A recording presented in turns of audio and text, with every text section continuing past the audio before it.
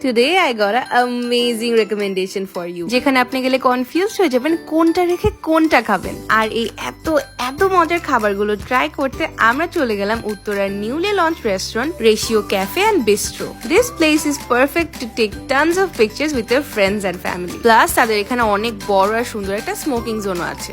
এখন খাওয়ার পালা। প্রথমে স্টার্টার্স এর ভিতরে চলে আসে মেক্সিকান নাচোস।